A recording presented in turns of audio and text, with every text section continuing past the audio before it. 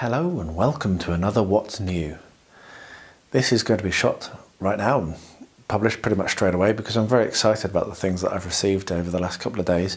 There was a bit of a pause for Christmas, but now stuff started to arrive that I've ordered. The first thing I want to show you is actually something that's quite emotionally valuable to me, and what I'm going to do is point the camera down and talk you through why I've bought this and show you what it is and explain the meaning it has for me. So I will do that now and I will see you in a minute. Here you can see a 1:87 scale, which is HO, Waberer's truck. And I've been looking at this for quite a long time for my model railway, which is in boxes, which I'm sure you'll see at some point on the channel. But the reason why I've been wanting this particularly is some people will know, and most of you probably won't, that last year my father died quite suddenly and tragically, and we all miss him a huge deal. But we drove across Bulgaria from the UK, and on that journey, that was 6 years ago now, on that journey we had such joy seeing the smiling sunflower sun face on the Waberer's trucks that were on all across Europe. It felt like every second truck you saw was Waberer's truck, and my father from that point onwards always would look out for Waberer's trucks, and because of that, so do I. And so when he passed, I thought one of the things I really want is to have at least one Waberer's truck on my model railway, on my layout, as a memory for him, as a memento of that great man. Now, there were two models of this at the shop that I bought it from, and one of them has been substantially out of stock, basically out of stock continually, ever since I've been looking. But this one has been in stock, and I finally had the spare cash to pick it up, and it has been delivered, and I'm over the moon. It means a lot to me. It is slightly damaged in the box, as I think that's going to happen when you're shipping things across Europe. So the brake panel has snapped off. That is actually broken. But it won't take me a second to fix it, and I'm not that interested in complaining, so I'm just going to fix it and carry on. So yeah, that's the first and probably most important thing that's arrived this week, and I'm just so happy to see it. It's absolutely perfect. The next thing that's new has not quite as much emotional impact, but part of it does in one sense. I had a delivery from Games Workshop and from Forgeworld, and part of the delivery was the Rosy Cotton and Gaffer Gamgee miniature. Now, that Rosy Cotton and Gaffer Gamgee miniature is going to be used on the Hobbit hole for Rosie, which I'm currently building, and I did actually buy 2 packs, so I've got one to play with. Alongside that, I got the Ring Bearers, which was an exclusive that they released, which is the invisible hobbits and other people that carried the ring. And then I got a couple of other bits and pieces, the Defenders of Helm Deep, Denethor and Irolas, and the Uruk-hai Command Scout Pack that comes with the dude with the big axe that comes at Boromir or Aragorn, one of the two in the films, and gets killed, which is an awesome model. Now, I'm just reaching over to get my knife of opening, because the other thing, and it is still in its shrink wrap, was I finally plunged to buy the War in Rohan book. So let's get this open live on camera. Well, kind of live on camera. You're not watching this live. I'm not popular enough to do awesome lives. Not yet, or probably not ever. I'll get ahead of myself. So there it is. Plastic coming off on the floor. I just don't care. And let's get that awesome new book smell. Oh, that smells so good. And wouldn't you know, as I open the book, it's for Aldor and Haleth. And look who I've bought, Aldor and Haleth. It's almost like fate.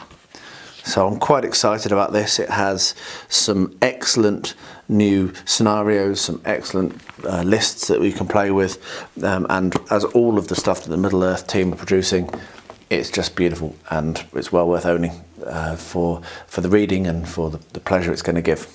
So that's the other thing that arrived this week. There's one more thing to show you, and for that I'm going to have to point the camera down there because it is quite big, and I think I'm actually going to set down on my sofa. So I will see you shortly. And now you join me on the sofa, and I actually make myself out to be a liar because there were actually 2 other things I wanted to show you because I forgot about this. One of them was a couple of French tanks that I've purchased, which I'll be using in the first chain of command scenario that I'm going to make. So there's a Char B1 and the Renault FT17, both of them in 1/76 scale, which will work well with the rest of my my kits. So I'll be making them at some point, and I'll probably make them on the channel, so you'll see them again. The next thing is quite a large item, and I will be unboxing it now just to look at it. I've not actually managed to get around to opening it yet, and it will be reappearing on the channel many times as I learn how to use it, because finally my airbrush has arrived. Now, I did talk about this before because I was very lucky at Christmas to get the Airbrushing for Model Railways, for Railway Modelers book from Angela, which is amazing, and now I have my very own airbrush to use. So I bought a packet, which is basically had a discount for everything I bought from a company, and I'll link this down below as well. So the things that I've received, I've got a Sparmax airbrush cleaning pot, which feels very solid indeed. A very good weight to it. Yeah, so yeah, that's very good weight. Glass, that's very solid. And that comes with some filters and a handle, a locking clasp. Cool, I'll dig into that later and do a separate video specific, like I say, on this and how to set it up and how to use it as I learn, because I figure that there'll be a lot of you out there as well who probably have never had an airbrush before, like I've never, and aren't totally sure what they're going to get. The other thing which I picked up, which I think I now will have two of, is a rotating base. Now this is going to be very useful. Excuse me while I rattle the plastic bag. This is going to be very useful to when you're painting something and you don't, other way around, and you don't want it to be touching it very often, so you can spin it around and spray it. So that's good.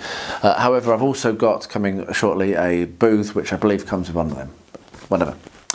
If one of them gets gunked up, I've got a spare, and you'll know I like spares, as you all remember from looking at the shelves above.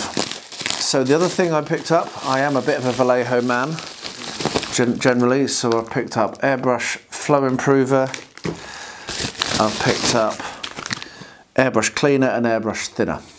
So those will help to keep my airbrush nice. And next, let's go to the actual airbrush. So the kit that I bought, the deal that I bought, came with an H&S Hard and Steinbeck. Oh, drop that.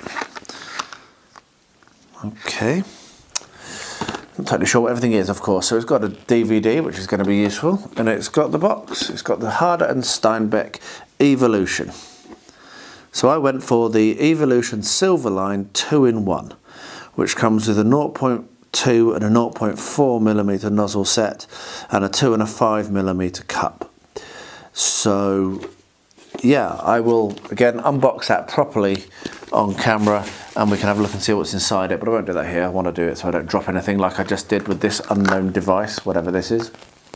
Yeah, I'll find out. And it has a nice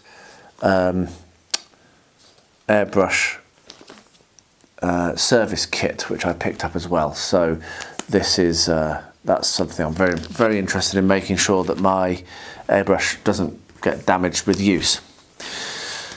Finally, and this is going to be quite hard to show, so I think what I'll do is I'll point the camera down because it's on the floor next to me, is the actual compressor. So let's do this live because, well, who needs to edit? You can see that mess. And there it is, the box. Right, so let's get my trusty scissors. You can see the mess that there is in the background always. There's that. And let's get my trusty knife. I put down here. No, I can't find. I'll use this. I'll find it in a minute. Let's get inside.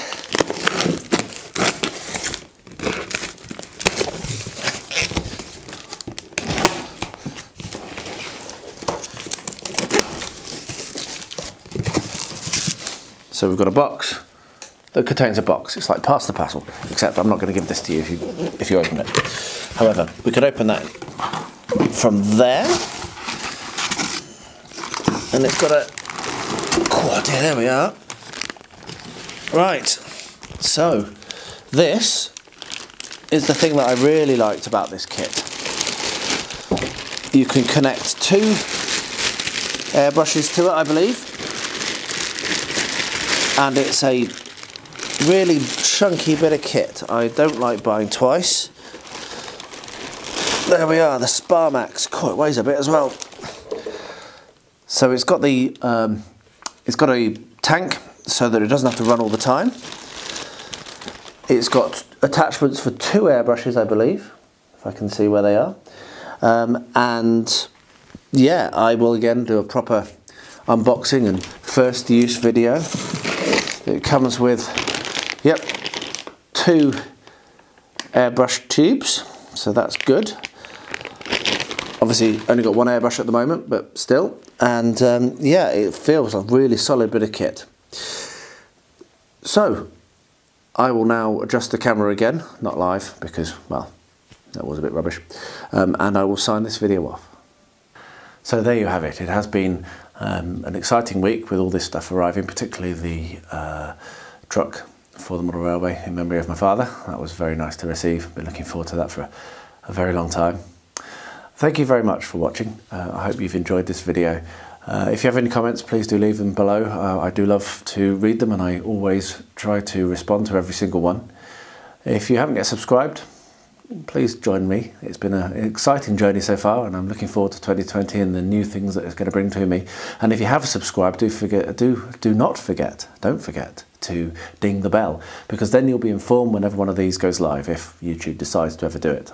I know that it is a bit flaky sometimes. So with no further ado, I will say thank you very much for joining me on BeardClipper.